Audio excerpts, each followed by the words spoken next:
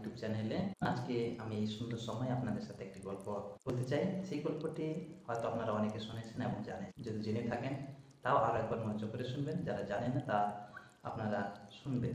এই গল্পটি হচ্ছে সেই সময়কার যখন জোনা নামের এক ভাওবাদী ছিলেন, যিনি ঈশ্বরকে ভয় করতেন, কিন্তু ঈশ্বরের দাস বলা যেতে পারে। ঈশ্বরের ভাববাদী যারা ঈশ্বরের সম্বন্ধে দর্শন পেয়ে তারা বলে না। জোনা তিনি ঈশ্বরের দর্শন পান আর ঈশ্বর তাকে নিনবে শহরে যেতে বলে। নিনবে শহরটি খুবই জঘন্য, পাপ, নোংরামি, ভ্রষ্টামিতে ভরে গেছিল। তখন ঈশ্বর বলে যে জোনা, তুমি নিনবে শহরে যাও, সেই দেশের লোককে বলো তারা যাতে তাদের মন্দপথ থেকে, পাপের থেকে ফেরে, না হলে আমি সেই দেশটিকে ধ্বংস করি। কিন্তু জোনা নিনবে না গিয়ে তর্শিসে পালাচ্ছিলেন। তর্শিসে পালাচ্ছিলেন। সেই তর্শিস শহরটি ছিল নিনবে শহরের ঠিক উল্টো দিকটা, এবং সেই তর্শিসে যাওয়ার জাহাজে তিনি যাবেন। যখন সেই জাহাজটি তর্শিসের দিকে এগিয়ে যাচ্ছে, মাঝ বরাবর যখন জাহাজ পৌঁছায়, সমুদ্রে যখন ঝড় আসে এবং ঝড়ের সঙ্গে সঙ্গে সমুদ্রের ঢেউ উথাল পাথাল হতে শুরু করে। এবার সেই জাহাজ যাত্রী যারা ছিল তারা সকলে ভয়ে কম্পিত যে তারা কি করবে। তারা ভাবলো, চলো জাহাজ থেকে এক এক করে জিনিসপত্র, মালপত্রগুলো খালি করতে থাকি, যদি জাহাজটি হালকা হয় এবং না ডুবে। তারা এক পর এক জাহাজে মালপত্রগুলো তুলতে শুরু করলো, কিন্তু তাতে কোনো লাভ হয়নি।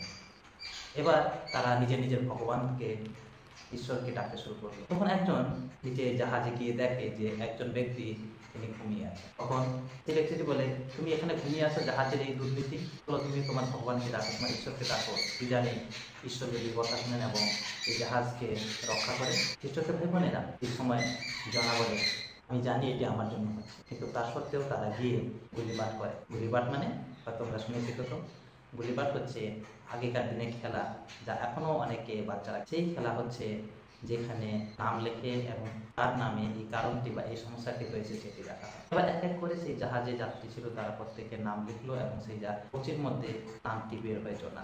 জোনা বলে, আমি বলেছিলাম এটি আমার কারণে হয়েছে।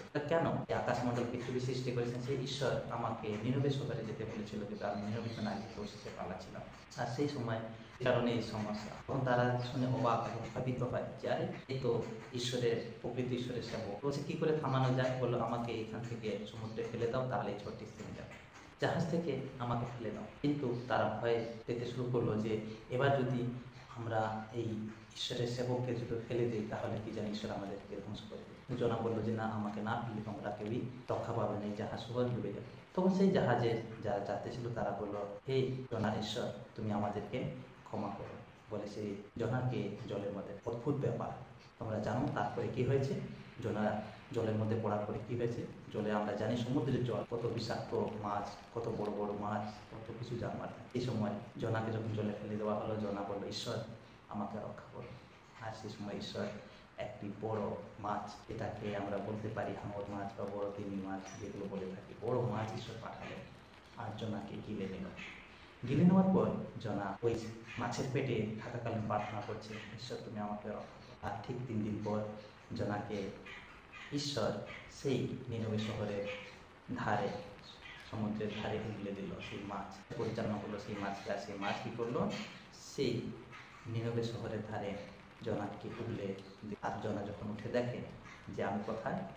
নিনবে শহরে, যেখান থেকে আমি পালাচ্ছিলাম সেখানেই আমি চলে এসেছি। এর পরবর্তী ঘটনা আমরা জানবো সেই নিনবে শহর এবং জোনার কী হলো। ধন্যবাদ আরেকটিবার যারা এই গল্পটি শুনছেন এবং শুনবেন, যাতে ভালো লাগলে লাইক, কমেন্ট এবং শেয়ার করবেন।